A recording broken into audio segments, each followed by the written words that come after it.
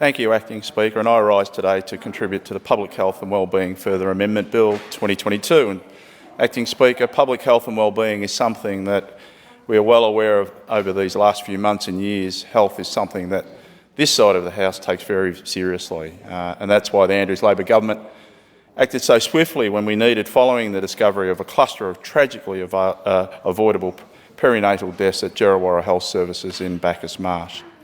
Of course, this was a tragedy that still resonates in my electorate, and I know that many people and families have suffered through this tragedy. This bill represents the final stage of the legislative reforms arising from the 2016 report Targeting Zero and the review of the hospital safety and quality assurance in Victoria, led by Professor Stephen Duckett, who's been referred to in previous contributions. The Targeting Zero review provided us with a detailed and extensive analysis into how the Department of Health oversees and supports quality and safety of care across the Victorian health system. It also captured the views and experiences of patients, clinicians, hospital managers and boards about how to make Victoria's healthcare system safer. Certainly there were gaps and failings in quality and safety systems are highlighted as well, as the need for action and leadership to achieve change and prioritise patient safety. And of course, on the 14th of October 2016, the Minister for Health committed in principle to adopting all the recommendations from this report, including those which require legislative change.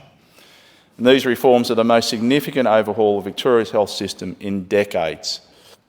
And I would like to take a moment here to thank the former Minister for Health, the member for Altona, I believe follows on with a contribution after myself, for her compassionate and decisive leadership through that terrible time and a very difficult time for all those involved. I look forward to her contribution later on after myself. And I would also like to acknowledge the Minister for Women, the member for Dandenong, in her former role as Parliamentary Secretary for Health, for her leadership with the expert working group in the consultations with health service providers, the regulators, unions, professional associations and others. And I acknowledge the great contribution from my colleague, the member for Sunbury, and I want to also congratulate him on his new appointment to the role of Parliamentary Secretary for Health, and I look forward to working with him in that role. But I pick up on some comments he referred to from the opposition about an atrocious healthcare system. And I remind the opposition that that was your attitude in your last term between 2010 and 2014 towards healthcare workers, and in particular, my members at the time, the paramedics across Victoria. And I have to remind you that attitude is the reason why you're sitting in opposition today. The expert working group appointed by the then Minister for Health to advise on legislation reforms arising from the Targeting Zero report recommended a high-level duty of candour law where health services must apologise to any person harmed while receiving care and explain what has gone wrong and what action will be taken, complementing the existing requirements under the Australian Commission on Safety and Quality in Healthcare's open disclosure framework.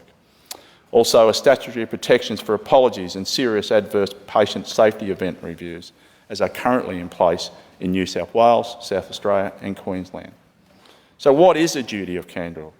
Well, it's a requirement that the health service entity has an open disclosure to provide patients impacted by a serious healthcare incident with the facts about what occurred, an apology, a description of the health service entity's response and the improvements being put in place following the incident. And I think that's all that people look for right across all points of life, and that is that if things go wrong, we want an explanation, and if an apology is required, then that should be forthcoming. In the past, there has been some reservations about providing an apology in the healthcare sector out of fear of legal repercussions. But patients and their loved ones want an acknowledgement if things go wrong. It is important not just for physical recovery, but especially in emotional and mental health and well-being. And we can often get too caught up in the legalities and the terminologies. For patients receiving care that experience an issue, they simply want to know what went wrong, what is being done to fix it, and preventions for it occurring again, and certainly they want an apology. In many cases, that can be the end of the matter. I know from my experience as a paramedic that healthcare providers are not immune from making mistakes, but our response to that is critical and important.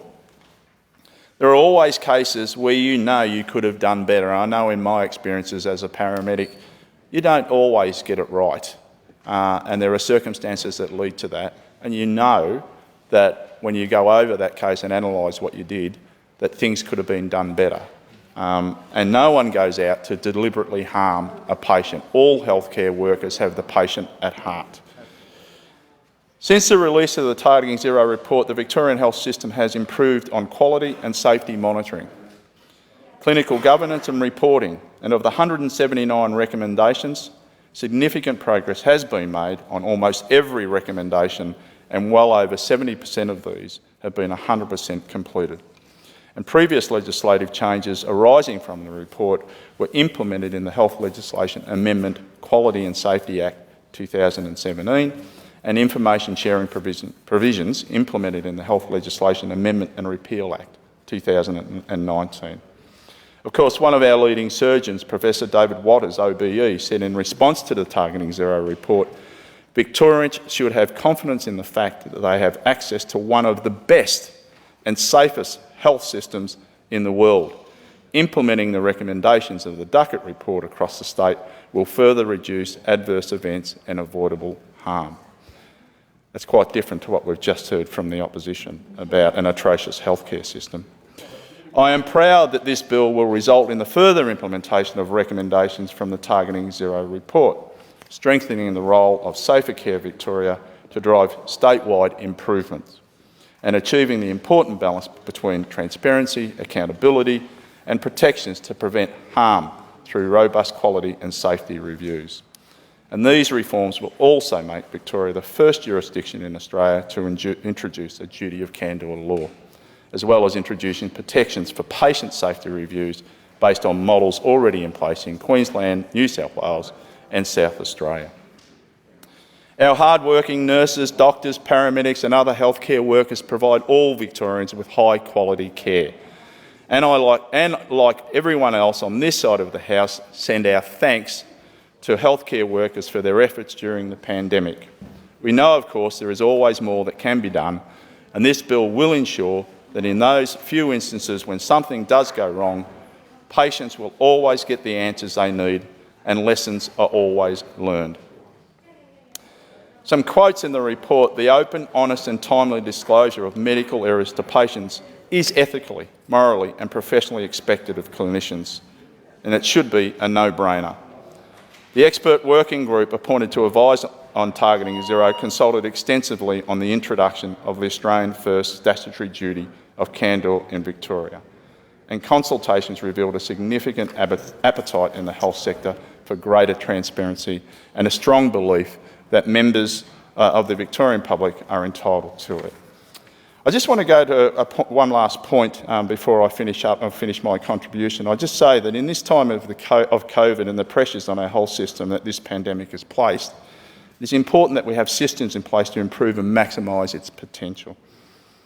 And look, I'm saddened that as this pressure has been placed on our wonderful healthcare professionals, that some have chosen to play politics through this difficult time. And look, I was made aware recently that in my own electorate of Melton, the Leader of the Opposition called for a health crisis forum and actually conducted that forum last Thursday in Melton. Thankfully, the constituents of Melton are smarter than the cheap politics and only 21 people turned up. Honestly, I think I could get more people to a card game than a health crisis forum. The constituents of Melton are also more intelligent than the opposition. They know that this Andrews Labor government is delivering a new hospital in Melton, whilst the Leader of the Opposition claims the government doesn't even own the land. You would think that a former planning minister would grasp the concept of a notice of acquisition published in the Victoria Government Gazette. Just goes to show you, you can't be trusted on healthcare or on planning. Yeah. So, a goal of zero avoidable harm is an ambitious target, but one we have an obligation to do everything we can to achieve it.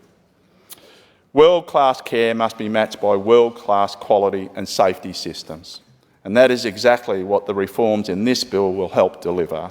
I support these amendments and I commend this bill to the House.